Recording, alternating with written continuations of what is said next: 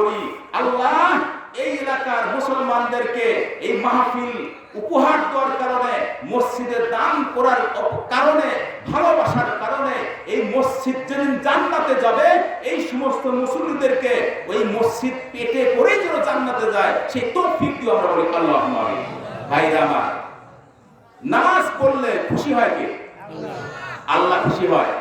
তো যদি আমি নামাজ পড়তে মসজিদে ঢুকি, তাহলে আমার নিয়াত কি থাকবে? একমাত্র আল্লাহ রাজি এবং খুশি, তাছাড়া কি নামাজ কবুল হবে? কবুল হবে? একজন চোর একটা মসজিদে ঢুকেছে, মসজিদে ঢোকার পর সে চুরি করবে জুতা।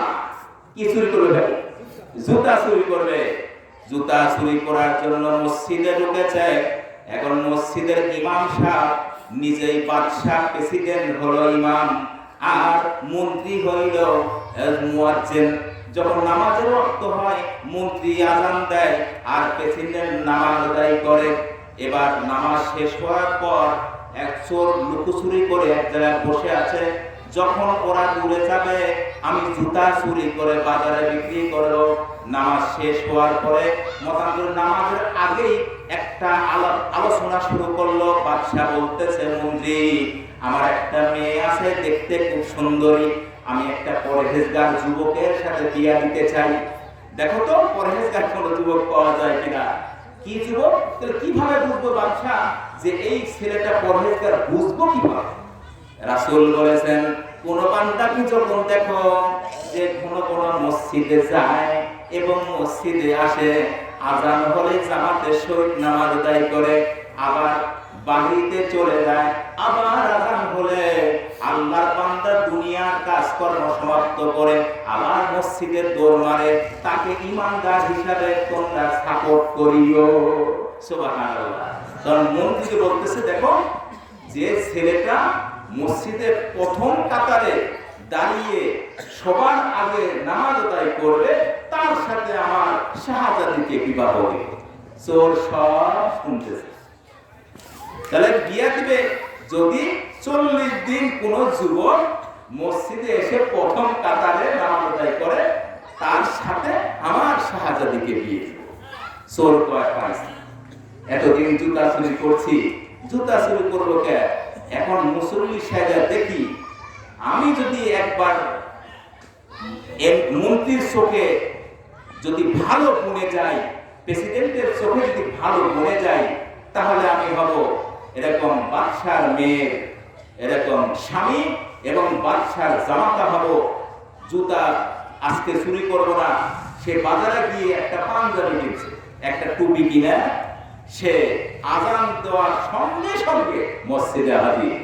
ওর নিয়াত হলো বাদশার মেয়েকে বিবাহ করবে। আল্লাহর কোন নিয়াত আছে?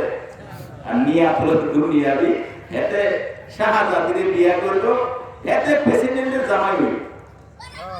একদিন যায়, 2 দিন যায়, যখন 38-39 দিন যায়, মন্ত্রী বাদশার কাছে বলতেছে, বাদশা, পোলাও গাইছি। এই পোলাটা 40 দিন 39 দিন পর্যন্ত প্রথম কাতারে নামাজ পড়তেছে।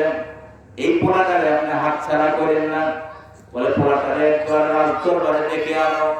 মন্ত্রী গিয়ে বলল, ও ছেলে, বাদশা তোমারে বলায়, বলানি বুঝলি, বাদশা তোমারে ডাকে।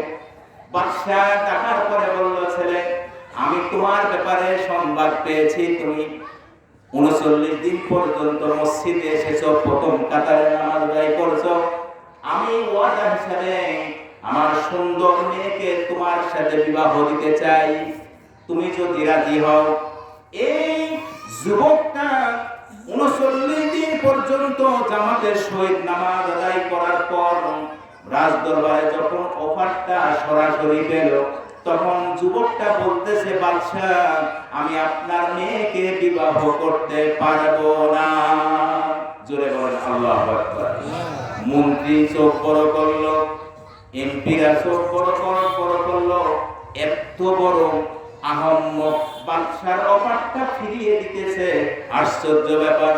বাদশা নিজেও আশ্চর্য হয়ে বলে, যুবক, আমার মেয়েকে বিবাহ করার জন্য দূর দূরান্তের বাদশার ছেলেরা লাইন ধরে, কিন্তু আমার মেয়েকে পরহেজগার ছেলে ছাড়া আমি বিবাহ দেব না।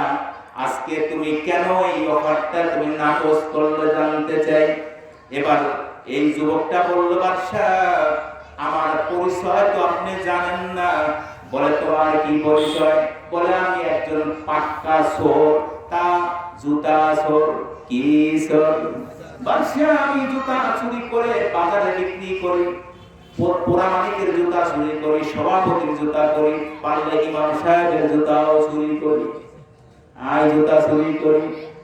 তাহলে কিল্লাই গিয়া করতাম। এবার ছেলেটা বলে, বাদশা আমি আসলে সুয়ালি আপনার মেয়েকে বিবাহ করার জন্য একটা টুপি কিনেছিলাম, মুসল্লি যদি সাজতে পারে, যদি বাদশার চোখে ভালো বনে যায়, আমি তো জামাতা হতে পারবো। বাদশারে একদিন যায়, 2 দিন যায়, 3 দিন যায়, এভাবে মাস চলে যায়। হঠাৎ করে আমার অন্তরের মধ্যে এমন একটা আল্লাহর মহব্বত চলে আসে। হুজুর ওয়াজ করে বলে, যারা নামাজ আদায় করবে, যারা আল্লাহ পাকের গোলাম হবে, আমার আল্লাহ পাক জান্নাতের মধ্যে একটা নয়, 2টা নয়, 70টা হুরের সাথে ওই ইমানদারকে বিয়া দিয়ে দিবেন। জোরে বলে সুবহানাল্লাহ। ইমাম সাহেবের ওয়াজ শুনেছি, নামাজ আদায় করেছি, আমার খায়েশ, আপনার মেয়েকে বিয়ে করার খায়েশ আমার দূর হয়েছে। আপনার মেয়ে তো সাধারণ একটা প্রেসিডেন্টের মেয়ে, আমি সামান্য অফার কেন গ্রহণ করব? আমি যদি আল্লাহকে সন্তুষ্ট রাখতে পারি, ভালো নামাজি হতে পারি, আমার আল্লাহ জান্নাতের হুরের সাথে আমারে বিয়া দিয়া দিবে। নাহানু খালিদাতুন ফালা নাবিদু ওয়া নাহানু নাইমাতুন ফালা নাবাসু নাহানু রাজিয়াতুন ফালা নাসকাতু তুবালিমান কানা লানা ওয়া কুননা লাহু। বেহেশতি হুরের গান আমাদেরকে বেহেশতের হুরেরা শোনাইব। জোরে বলেন সুবহানাল্লাহ। জান্নাতি হুরের গান আমরা সবাই শুনবো।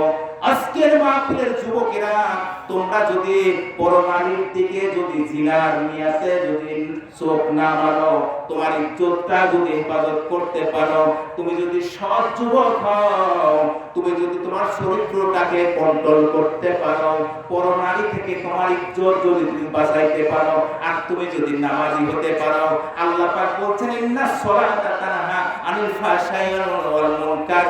নামাজ পড়তে পড়তে আল্লাহ পাক ওই বান্দাকে জান্নাতি বান্দা হিসেবে কবুল করে নেয়। এইজন্য ভাইরা, নামাজ মানুষকে অন্যায় থেকে ফিরায়। আর সেই নামাজের প্রতিষ্ঠান মসজিদকে ভালোবেসে আজকে যে কোরআনের মাহফিল উপহার দিলেন, আল্লাহ আবারও দোয়া করি এই মাহফিলকে জড়িয়ে করে এই অঞ্চলের সমস্ত মুমিন বান্দাকে জান্নাতি